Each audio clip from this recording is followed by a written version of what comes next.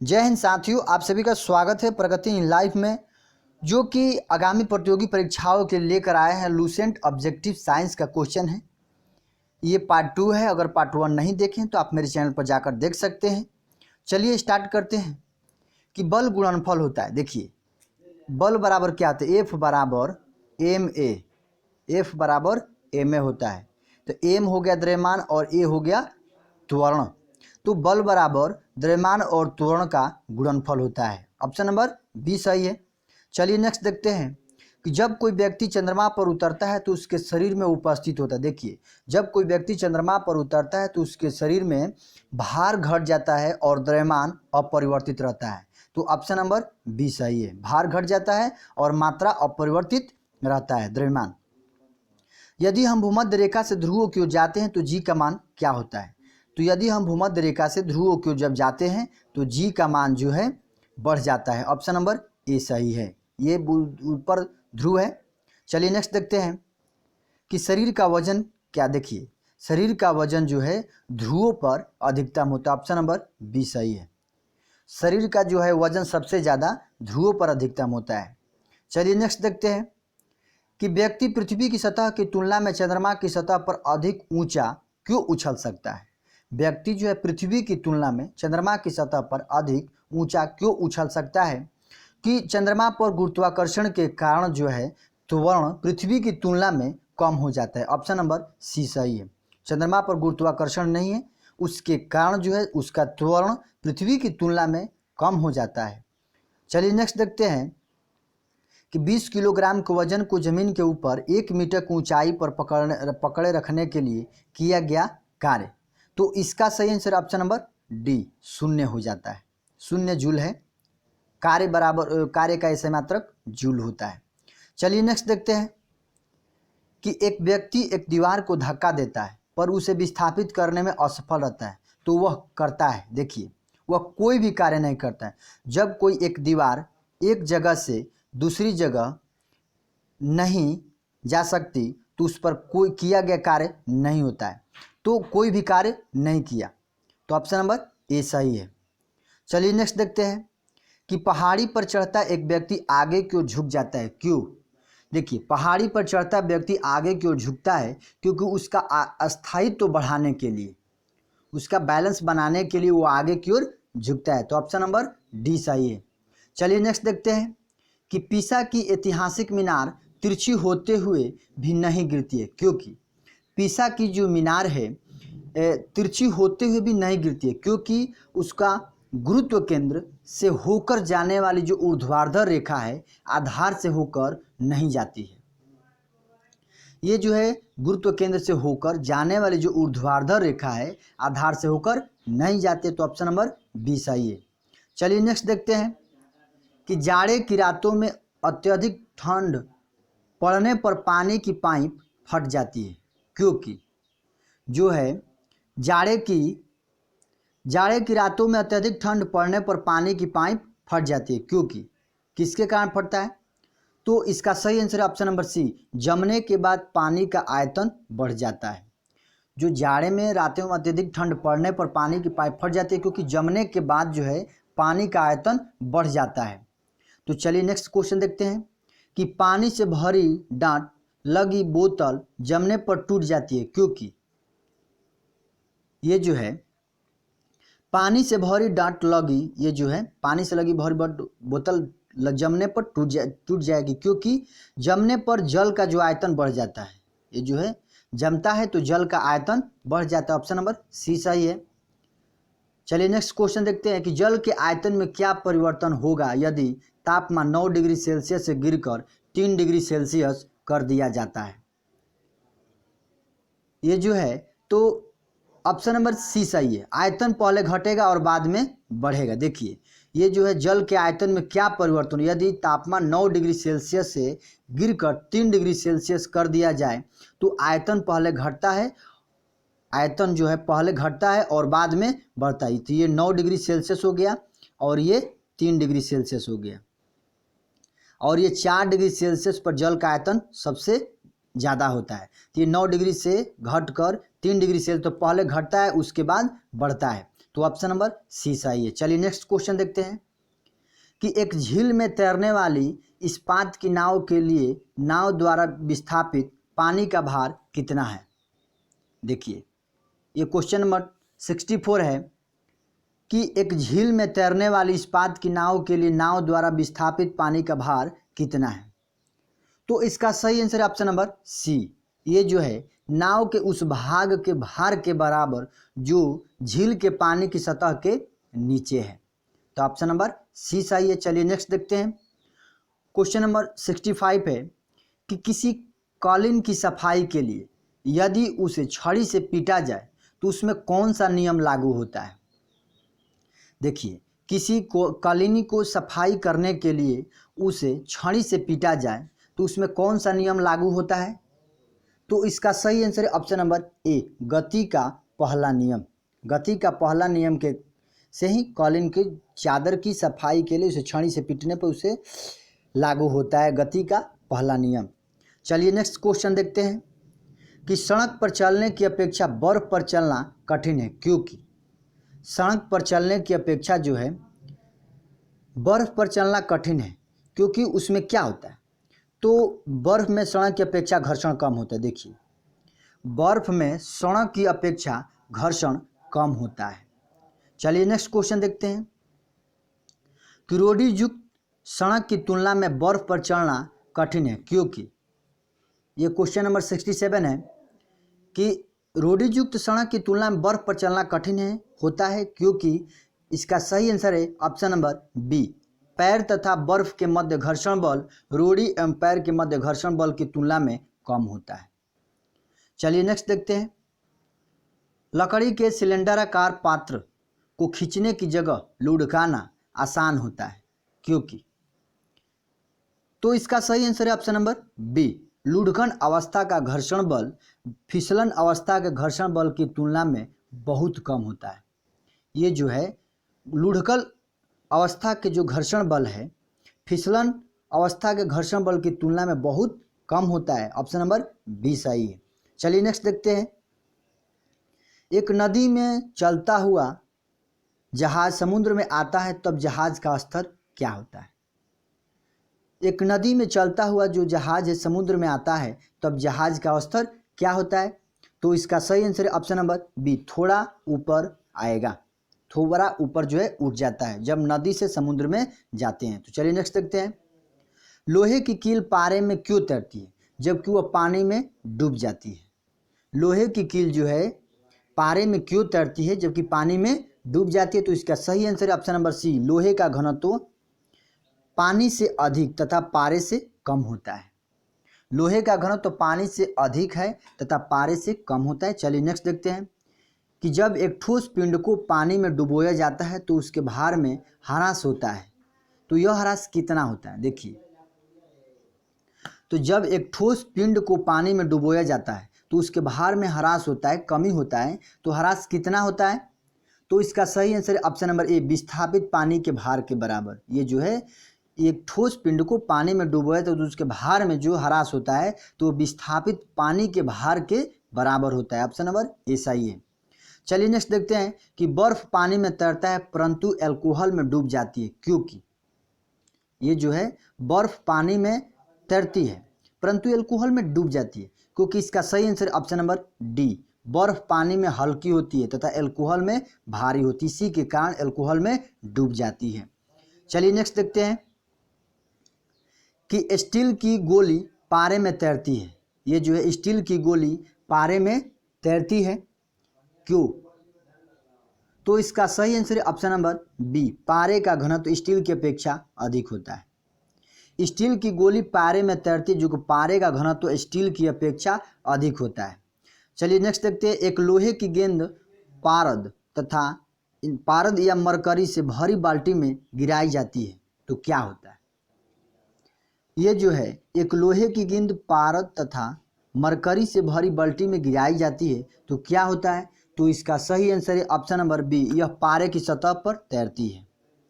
चलिए नेक्स्ट देखते हैं कि किस तापमान पर जल का घनत्व अधिकतम होता है। देखिए किस तापमान पर जल का घनत्व जो अधिकतम होता है? तो ऑप्शन नंबर डी सही है, 4 डिग्री सेल्सियस पर जल का घनत्व अधिकतम होता है। चलिए नेक्स्ट देखते हैं कि वस्तु की मात्रा बदलने पर अपरिवर्तित रहता है। वस्तु की मात्रा बदलने पर अपरिवर्तित रहता है, क्या? उसका घनत्व अपरिवर्तित रहता है। चलिए नेक्स्ट क्वेश्चन देखते हैं कि तैराक को नदी के मुकाबले समुद्री पानी में तैरना आसान क्यों लगती है? देखिए, तैराक जो है नदी के मुकाबले समुद्री पानी में तैरना आसान क्यों लगता है? तो इसका सही आंसर है ऑप्शन नंबर सी, समुद्री पानी का घनत्व साधारण पानी से ज़्यादा होता है। ये घनत्व जो है समुद्र पानी का घनत्व ज़्यादा होता है साधारण पानी से। चलिए नेक्स्ट देखते हैं कि बादल किस कारण से वायुमंडल में तैरते हैं। बादल जो है किस कारण से वायुमंडल में तैरते हैं? तो इसका सही आंसर है ऑप्शन नंबर बी, निम्न घनत्व के कारण जो है बादल वायुमंडल में तैरते हैं। चलिए नेक्स्ट क्वेश्चन देखते हैं कि समुद्र में प्लवन करते आइसबर्ग का कितना भाग समुद्र की सतह से ऊपर रहता है? ये जो है समुद्र का प्लवन करते आइसबर्ग का कितना भाग समुद्र की सतह से ऊपर रहता है? तो इसका सही आंसर है ऑप्शन नंबर ए, 1/9 भाग ऊपर रहता है। चलिए नेक्स्ट क्वेश्चन देखते हैं कि बांध के नीचे की दीवार मोटी बनाई जाती है, क्यों बनाई जाती है? जो बांध के है नीचे की दीवार मोटी क्यों बनाई जाती है? तो इसका सही आंसर है ऑप्शन नंबर ए, गहराई बढ़ने के साथ द्रव का दाब बढ़ता है। देखिए, बांध के जो है नीचे की दीवार मोटी बनाई जाती है क्योंकि गहराई जो बढ़ने के बाद द्रव का दाब बढ़ता है। ऑप्शन नंबर ए सही है। चलिए नेक्स्ट क्वेश्चन देखते हैं, बर्फ पर स्केटिंग करना प्रदर्शित करता है कि दाब बढ़ने पर बर्फ का गलनांक क्या होता है? ये जो है बर्फ पर स्केटिंग करना प्रदर्शित करता है कि दाब बढ़ने पर बर्फ का गलनांक क्या होता है? तो इसका सही आंसर है ऑप्शन नंबर बी, घट जाता है। ये जो है दाब बढ़ाने पर बर्फ का जो है गलनांक घट जाता है। ऑप्शन नंबर बी सही है। चलिए नेक्स्ट क्वेश्चन देखते हैं कि चौराहों पर पानी के फुहारे में गेंद नाचती रहती है, क्यों? ये जो है चौराहों पर पानी के फुहारे में गेंद नाचती रहती है, क्यों? क्योंकि पानी का जो वेग अधिक होने से दाब घट जाता है। पानी का जो वेग अधिक होने पर दाब जो है घट जाता है। तो ऑप्शन नंबर ए सही है। चलिए नेक्स्ट क्वेश्चन देखते हैं कि भारी हिमखंड शीर्ष की अपेक्षा निचले तल से पिघलता है, क्यों? कि भारी हिमखंड शीर्ष की अपेक्षा निचले तल से पिघलता है, ऊपर के बजाय नीचे से बर्फ पिघलता है। क्यों पिघलता है? तो इसका सही आंसर है ऑप्शन नंबर बी, नीचे तल का दाब अधिक होने के कारण गलनांक घट जाता है। ऑप्शन नंबर बी सही है। चलिए नेक्स्ट क्वेश्चन देखते हैं कि दलदल में फंसे व्यक्ति को लेट जाने की सलाह दी जाती है, क्यों? दलदल में फंसे व्यक्ति को लेट जाने की सलाह दी जाती है क्योंकि क्षेत्रफल अधिक होने से दाब कम हो जाता है। ऑप्शन नंबर ए सही है। देखिए, दलदल में फंसे जो व्यक्ति लेट जाते हैं तो उसका क्षेत्रफल अधिक हो जाता है, तो उसके कारण उसका दाब कम हो जाता है। चलिए नेक्स्ट क्वेश्चन देखते हैं कि बर्फ के दो टुकड़े को आपस में दबाने पर टुकड़े आपस में चिपक जाते हैं, क्यों? बर्फ के दो टुकड़े को आपस में दबाने पर टुकड़े आपस में चिपक जाते हैं, तो इसका सही आंसर है ऑप्शन नंबर ए, दाब अधिक होने से बर्फ का गलनांक जो है घट जाता है, इसी के कारण दो बर्फ के टुकड़े आपस में चिपक जाते हैं। चलिए नेक्स्ट क्वेश्चन देखते हैं कि प्रायः तेज आंधी आने पर फूस या टीन की हल्की छतें उड़ जाती है, क्यों? ये जो है तेज आंधी आने पर फूस या टीन की हल्की छतें उड़ जाती है क्योंकि इसका सही आंसर है ऑप्शन नंबर सी, छत के ऊपर बहने वाले उच्च वेग की वायु छत सतह पर दाब उत्पन्न कर देती है तथा छत के नीचे दाब समान रहता है, इसी के कारण जो है फूस या टीन की हल्की छतें उड़ जाती हैं। ऑप्शन नंबर सी सही है। चलिए नेक्स्ट क्वेश्चन देखते हैं कि रेल की पटरी के नीचे लकड़ी या कंक्रीट की चौड़ी पट्टियां लगाई जाती है क्योंकि जिसकी क्या होता है? देखिए, रेल की जो पटरी के नीचे लकड़ी या कंक्रीट की चौड़ी जो है पट्टी लगाई जाती है, क्यों लगाई जाती है? तो इसका सही answer option number D, rail गाड़ी द्वारा लगाया गया दाब कम हो जाए, इसीलिए लगाया जाता है। तो ऑप्शन नंबर डी सही। चलिए नेक्स्ट क्वेश्चन देखते हैं कि पहाड़ों पर कभी कभी व्यक्ति के नाक व मुंह से खून निकलने लगता है। ये जो है पहाड़ों पर कभी कभी व्यक्तियों के नाक व मुंह से खून निकलने लगता है क्योंकि उसका ऊंचाई बढ़ने के बाद वायुमंडलीय दाब घटता है, तो ऑप्शन नंबर डी सही है। ये जो है पहाड़ पर कभी कभी व्यक्तियों का तो ऊंचाई जब बढ़ने लगता है तो वायुमंडलीय दाब कम हो जाता है, इसी के कारण नाक व मुंह से खून निकलने लगता है। चलिए नेक्स्ट क्वेश्चन देखते हैं कि हवाई जहाज में फाउंटेन पेन से स्याही बाहर निकल जाती है, क्यों? हवाई जहाज में फाउंटेन पेन से स्याही बाहर निकल जाती है, क्यों? क्योंकि इसका ऑप्शन नंबर ए सही है। ऊंचाई बढ़ने से वायुमंडलीय दाब में कमी हो जाती है। वही बात है कि ऊंचाई बढ़ने से वायुमंडलीय दाब में कमी के कारण हवाई जहाज में जो पेन फाउंटेन पेन से स्याही बाहर निकल जाती है। ऑप्शन नंबर ए सही है। चलिए नेक्स्ट क्वेश्चन देखते हैं कि यदि पृथ्वी का द्रव्यमान वहीं रहे और त्रिज्या 1% कम हो जाए तो पृथ्वी तल पर जी का मान क्या होगा? ये तो न्यूमेरिकल है, तो इसका सही आंसर है ऑप्शन नंबर बी, 2% बढ़ जाएगा। यदि पृथ्वी के द्रव्यमान वहीं रहेगा और त्रिज्या 1% कम हो जाए तो पृथ्वी के तल पर जी का मान क्या होता है? 2% बढ़ जाएगा। चलिए नेक्स्ट क्वेश्चन देखते हैं कि ऊंचाई की जगहों पर पानी 100 डिग्री सेल्सियस के नीचे के तापमान पर क्यों उबलता है? जो ऊंचाई के जगहों पर पानी जो है 100 डिग्री सेल्सियस के नीचे के तापमान पर क्यों उबलता है? तो इसका सही आंसर है ऑप्शन नंबर ए, क्योंकि वायुमंडलीय दाब कम हो जाता है तथा उबलने का बिंदु जो है नीचे आ जाता है।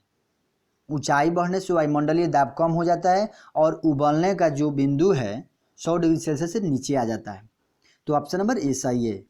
साबुन के बुलबुले के अंदर का दाब देखिए। दोस्तों वीडियो अच्छा लग रहा है तो प्लीज़ लाइक कीजिए, कमेंट कीजिए। अगर मेरे चैनल पहली बार है तो प्लीज़ चैनल को सब्सक्राइब कर लीजिए और इनका पीडीएफ जो हम डिस्क्रिप्शन बॉक्स में दे देंगे, वहाँ से आप डाउनलोड कर सकते हैं। साबुन के बुलबुले के अंदर का दाब क्या होता है?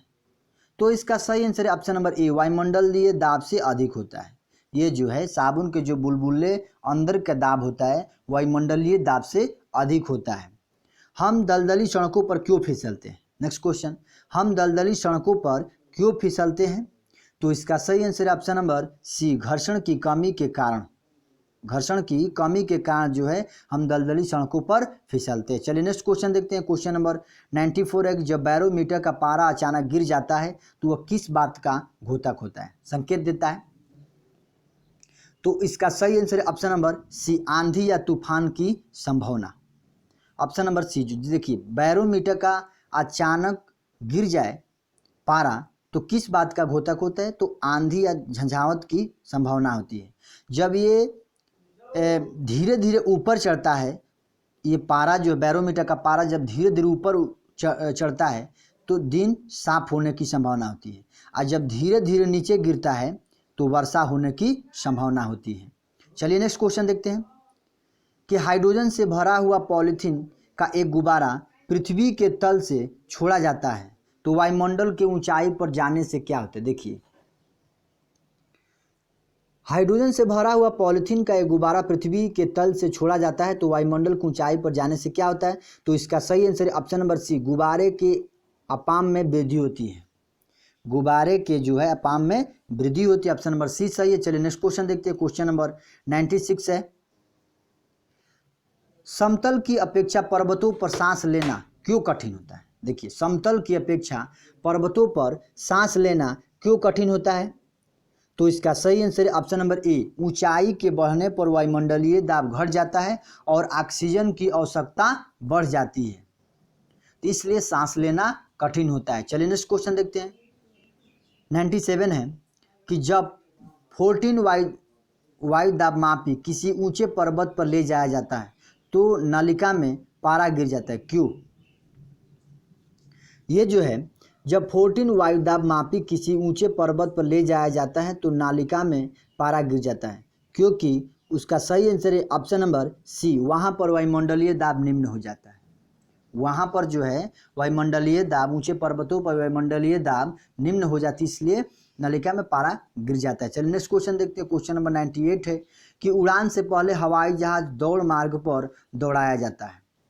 उड़ान से पहले हवाई जहाज दौड़ मार्ग पर दौड़ाया जाता है तो इसका सही आंसर है ऑप्शन नंबर बी, कार्यकारी वायुमंडलीय दाब बढ़ाने के लिए। कार्यकारी जो है वायु दाब बढ़ाने के लिए हवाई जहाज दौड़ाया जाता है। चलिए नेक्स्ट क्वेश्चन देखते हैं। क्वेश्चन नंबर 99 है कि हाइड्रोजन से भरा रबड़ का गुब्बारा वायु में ऊपर जाकर फट जाता है, क्यों? ये जो है हाइड्रोजन से भरा रबड़ का गुब्बारा जो है वायु में ऊपर जाकर फट जाता है, तो इसका सही आंसर ऑप्शन नंबर डी, वायु दाब कम हो जाता है, वायु दाब घट जाता है, इसी के कारण जो है रबड़ का गुब्बारा ऊपर जाकर फट जाता है। नेक्स्ट क्वेश्चन है, क्वेश्चन नंबर 100 है, जो कि आज का लास्ट क्वेश्चन है कि प्रेशर कुकर में खाना कम समय में पकता है, क्योंकि प्रेशर कुकर में जो खाना कम समय में पकता है, तो इसका सही आंसर है ऑप्शन नंबर सी, अधिक दाब के कारण उबलते पानी का ताप बढ़ जाता है। देखिए, अधिक दाब के कारण जो नीचे से दाब निकलता है ऊपर आता है, तो पानी का ताप बढ़ जाती है, इसलिए खाना जल्दी कम समय में पकता है। तो दोस्तों, यही वीडियो समाप्त होता है। मुझे उम्मीद है कि वीडियो आप लोगों का अच्छा लगेगा। अगर मेरे चैनल पहली बार है तो प्लीज़ चैनल को सब्सक्राइब कर लीजिए, और पार्ट 1 नहीं देखें तो आप मेरे प्लेलिस्ट में जाकर देख सकते हैं। जय हिंद, जय भारत।